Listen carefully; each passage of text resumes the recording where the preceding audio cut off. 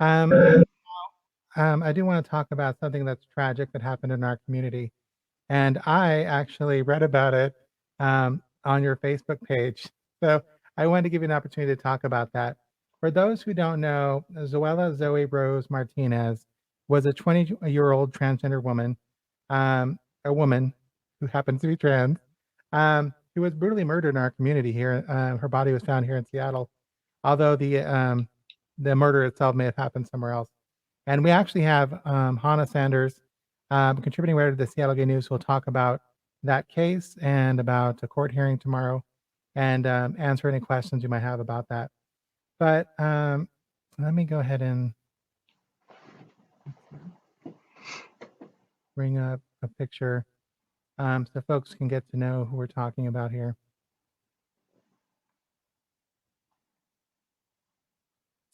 So this was posted on your Facebook page. Can you tell us more about this and, what it means for someone to be the 30th person who died who happens to be trans or non-binary in our community? I can. So Zoe was the 38th. As of, I believe, last week, we are at 42. And Zoe was murdered on September 1st. So, like I said, these numbers are huge every single year. So I found out about Zoe.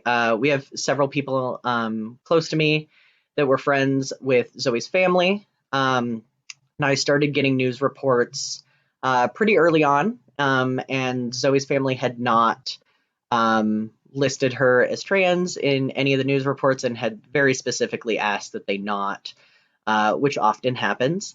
And so I did know, but it is not anyone's job to out anybody. And so we knew and just continued on.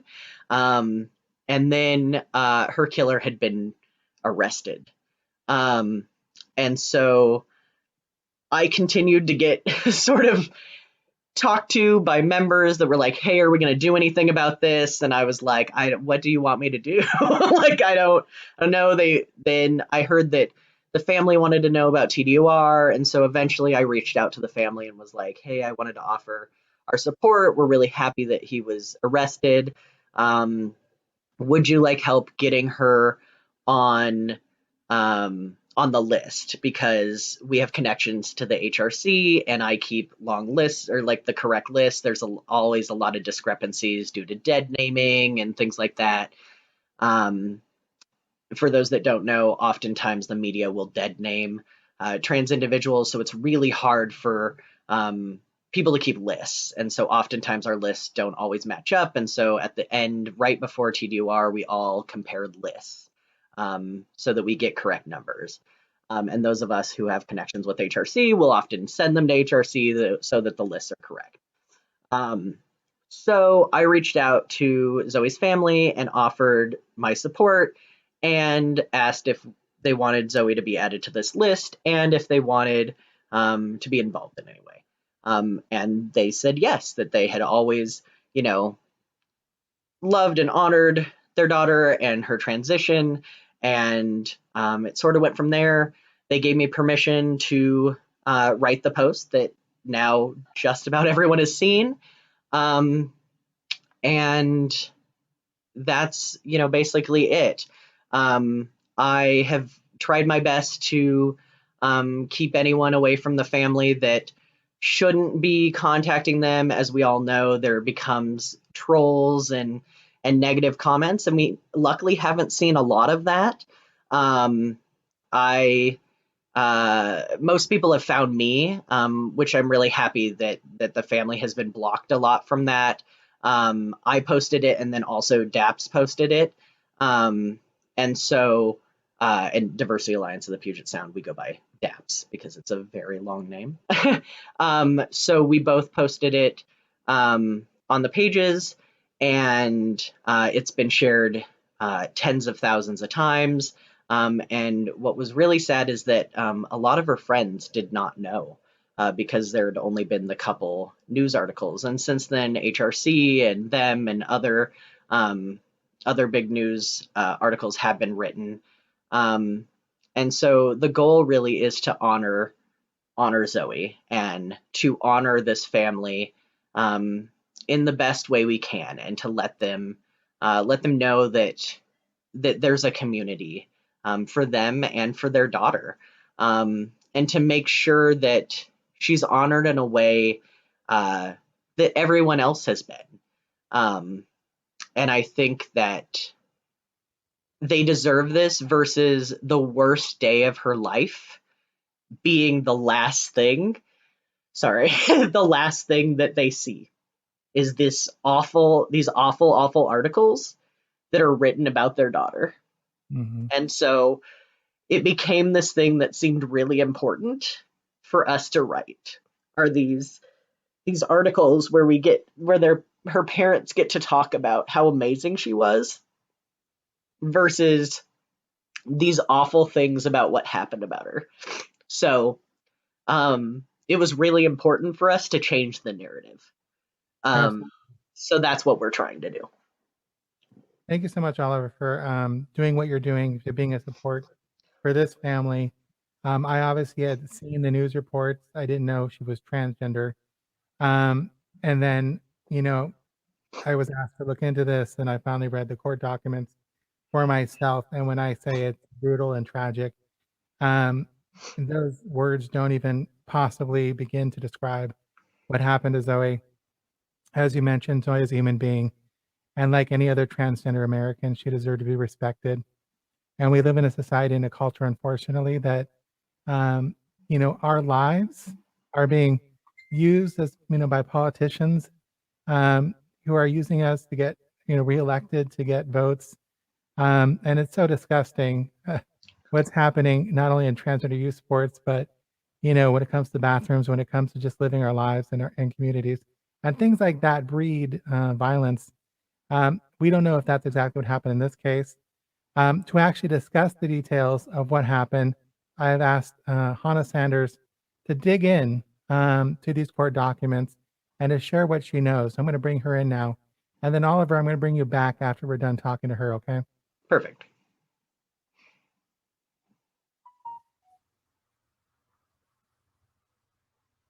Hannah, can you hear me? Yeah, can you hear me? Yes, I can. Awesome. People may not know, but the two of us are very familiar with one another. We both write for the Seattle Gay News, now known as the SGN.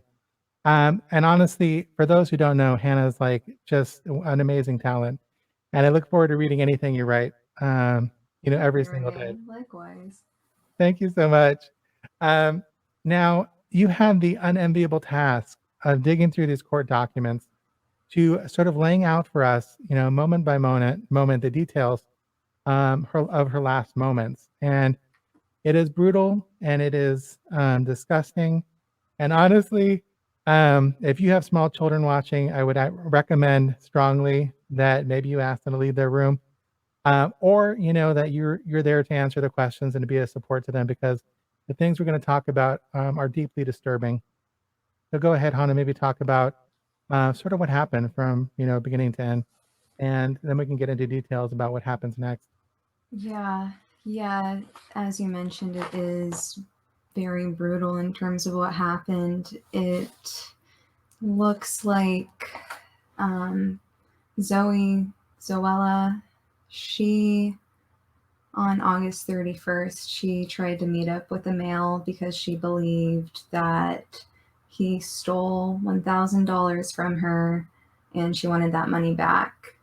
And I'm just going to go over some of the things that happened during that meeting. So it looks like they met in a Maple Valley parking lot, and she was last seen by her friend. She texted one of her friends because she was scared to go meet this person alone. So I think she was being wise and trying to do this, the proper thing. And she was last seen by her friend in the car driving off. Sorry, everyone. This is very, very hard to talk about. It looks like early at 4:54 a.m. on September 1st, Seattle PD, they were flagged down and directed towards her body. She was lying on the ground in an alley in Seattle. And the Seattle PD homicide and CSI units and the King County Medical Examiner's Office, they were all called to process the scene. When they found her, she had a purse on her, but it had been emptied. She had no ID, no phone, no personal belongings, and detectives started looking into CCTV footage and talking to witnesses. They spoke with one witness who said that around midnight on the 31st, they walked down the alley and they didn't see anyone. Then they spoke with another witness who said at around 1 a.m. they saw a female lying in the alley, and they just continued to walk by because they thought she was intoxicated and passed out. King County Sheriff's Office, they were contacted. Looks like the friend had filed a missing persons report at a bit past 10 p.m. on the night of the 31st, and I'll just go over some of the details. I saw the police reports and the full law enforcement investigation, and this is what the friend says happened. They were meeting up for the money, and the friend knew about the incident. The friend is referred to as AC by law enforcement. And before Zoey left, she sent her friend a screenshot of his Facebook profile picture. And the friend had actually been in communications with him previously. It didn't emphasize or expand on what that was in relations to, but on the night of the 31st, Zoey texted AC the location, the meeting location, and AC was late. When Zoey texted AC, she said that the man was 6 minutes away, and at that time, AC was 8 minutes away. She was late by 2 minutes. AC pulled up to the parking lot with her boyfriend, and she saw her friend sitting in the passenger seat of a white or light colored car. And as soon as she parked, that car sped off, and she tried to follow, but according to her, the car was going over 100 miles per hour, and she lost the vehicle at an intersection that they sped through. She went back to the parking lot, waited for her friend, called her friend. She left, I assume, to go look around, but then she returned to the parking lot, and she ended up filing a missing persons report. And I'm sorry, it's a lot. It's a lot of information. I have info from the medical examiner too, and there was a timeline that I saw in the law enforcement investigation, and again, Zoey was just trying to do the right thing, trying to, I know what it's like to be a 20-year-old, and gosh, if I, get $1,000, that's a lot, that's so understandable. Do the right thing by contacting your friend to be there with you. That's safety 101. She was doing it. She did it. And when I look at that timeline,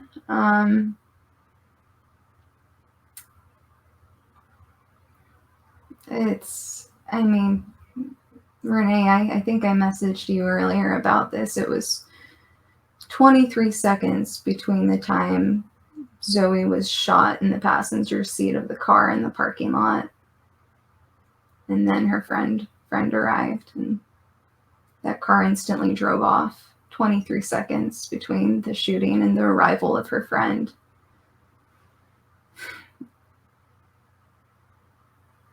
When we say shot, we mean 5 times. Brutally murdered. 5 times. Yeah. Yeah. I know we talked already about, how her body was located, and it's just tragic from beginning to end. And this is something did not happen far from my home. At least that's where it ended. Now there is a court hearing tomorrow. Can you tell us more about that? Yeah, so it looks like let's see.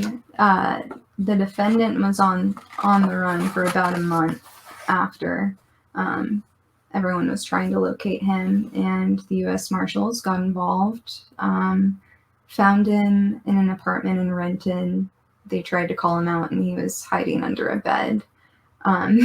He got arrested, and it looks like the judge, well, the King County Prosecuting Attorney's Office, they received a completed investigation from law enforcement on October 7th, and they filed 2 charges against the guy, murder in the 2nd degree and unlawful possession of a firearm in the 1st degree.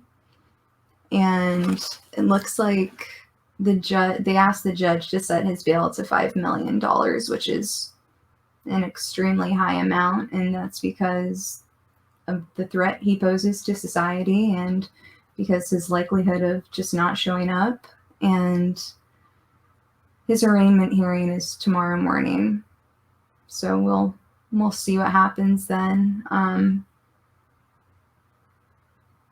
Now, there were no hate crimes charged in this case, at least so far, right?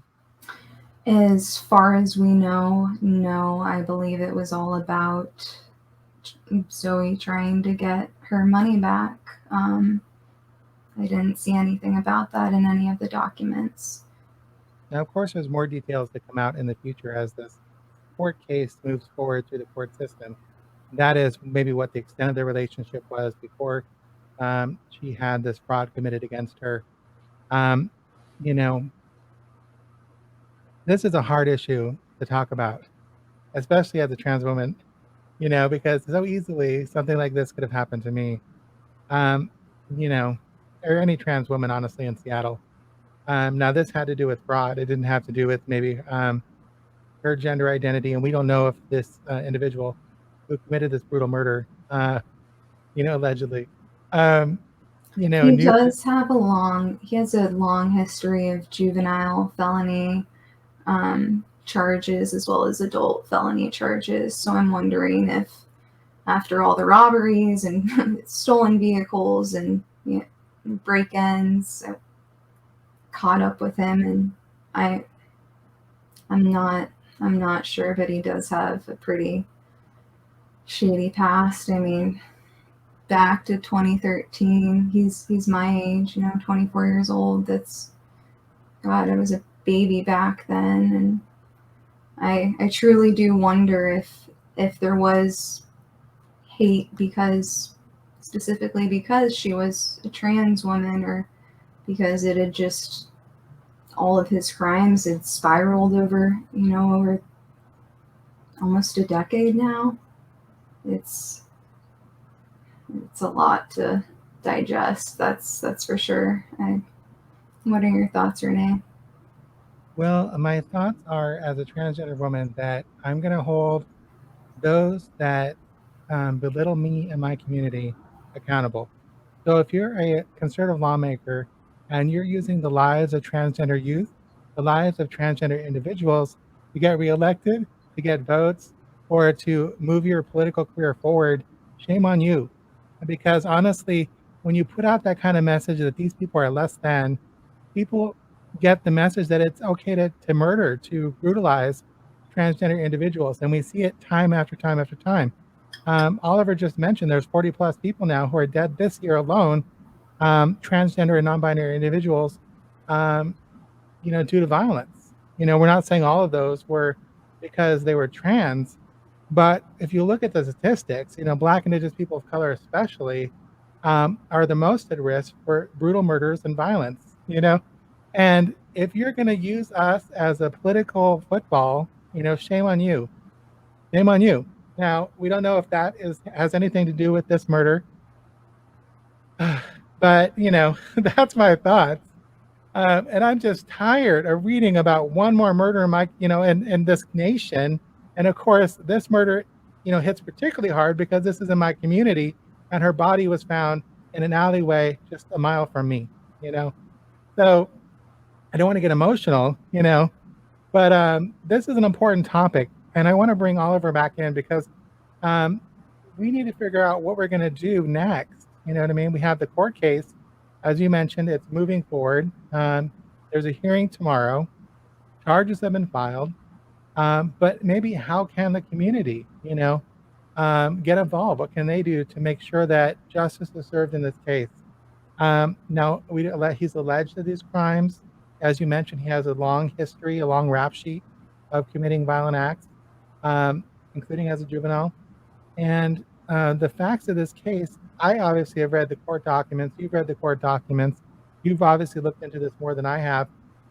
The evidence is pretty damning, and it's going to be a very tough defense for him. And so I certainly would not, the facts are pretty clear to me. As you mentioned, there is video surveillance. There is a timeline. There are witnesses involved.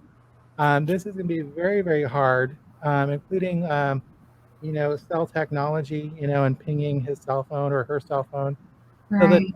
the technology also is very damning in this case and points to one individual. Are we able to name that individual? Yeah, I'll name him. His name's Jacaree Hardy. Okay. So he has a court hearing tomorrow. So be looking out for that. And obviously, this will be in the news as this case moves forward. Let me bring Oliver back in. Oliver, I wanted to ask you, what can the community do to support, obviously, the victim's family, but also to ensure justice is done in this case? So right now, I mean, the family needs time to grieve. I think that that's the biggest thing, especially as we go into the arraignment. I know that Hannah's going to the arraignment. I also plan on going to the arraignment tomorrow.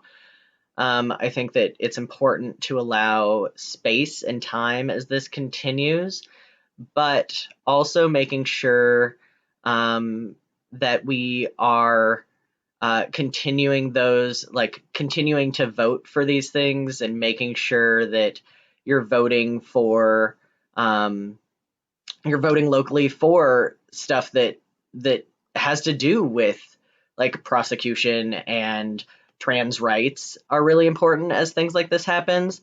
And if you want to go to these hearings, if you want to um, go to things as this comes up, but making sure that you're cognizant that the family could be there, cognizant that her friends and her community's there, and not making it about you and um, not making it a protest, right? So people have reached out and being like, are there going to be actions? And a lot of times we saw this a lot with like Black Lives Matter, right? So there would be families that would speak out and be like, hey, I don't want there to be a protest about my child.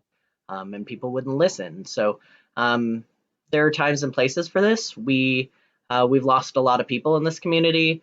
We're at 42. Trans Day of Remembrance is a time that we can remember our entire community, those that we know have been lost and those that we don't know. 42 are just the ones we know of, those that have been reported, those that we have figured out were dead named.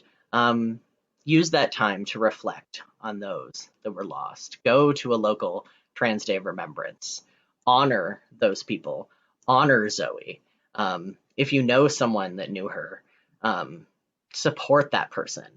Um, you know, you've seen the posts. I'm sure you've seen them. Leave a comment. They will see it. Um, but give space. Allow her community to heal during this time too. Yeah, and just be cognizant of that as well. But we all need time to heal as well during this community, and as Seattle and as Washington. This happened here, and it's scary. I mean, Renee talked about it as being a trans woman, as being trans people ourselves. it's scary. It could have been any one of us. And we don't know if this had to do with her being trans, and we may never know. Honestly, we don't know what he was doing in that car. We don't know if he ever knew. And talking about it being a hate crime, it's very, very hard to get um, hate crimes attached to charges. It's a really hard thing to do, even if it's like very cut and dry.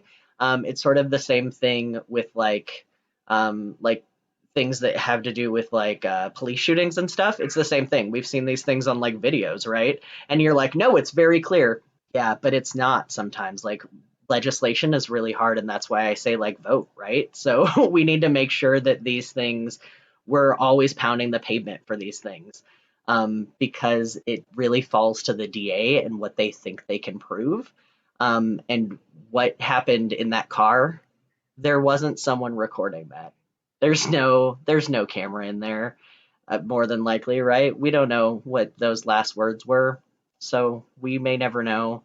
And adding a hate crime stipulation to that is going to be a really hard battle for the DA. And so, second degree murder and a first degree gun charge may be the best thing we get. And our goal is to get that man behind bars and off this street so he can't do this to another person, so we don't lose another 20-year-old. Well said, Oliver. I'm going to put my social media on the bottom of the screen. As soon as Hannah's done with her story and it's printed in the SGN, I'm going to definitely include that in my link tree. You'll be able to go to that story and read, Hannah's beautiful story. As you've already heard tonight, she went into great detail. She really leaves no stone unturned. She really digs through every page, of these court filings, every page of these King County coroner documents. So all of it will be in your story. Is that right, Hannah? Yeah, we'll see how it goes. I do heavily research based pieces, but I really don't want to focus on the negative too much. Mm-hmm. Perhaps the court outcome. I don't know. Do you two think in trans killings that there truly is justice? Is there like a court sentence that's No, nothing will bring this woman back. Yeah, it's going to be a hard one. That's for sure. Hard one to cover. I mean, and my understanding is that we don't have a timeline for the story. It's whenever you feel it's ready, whenever we're ready to run with it. Unlike other publications, the SGN is not about sensationalism. It's about community, because we serve the lesbian, gay, bisexual, transgender, queer, questioning, intersex plus community. And that's what we're about. So this will be to inform the community of the facts of the case, make sure that they have the best information. We're going to be totally devoid of all the sensational, aspects of it. So is there anything you wanted to add, Hannah?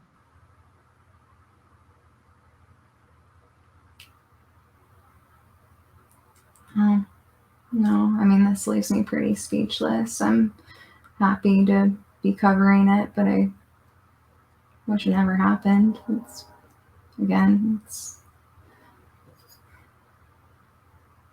And Oliver, as I mentioned, just the first,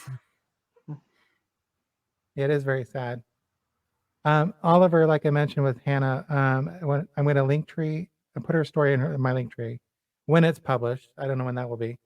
I'm also going to put your post or the post from the Diversity Alliance of Puget Sound about the situation. And then also I will be, on my social media forwarding any tweets, any Facebook posts that you guys make about this case.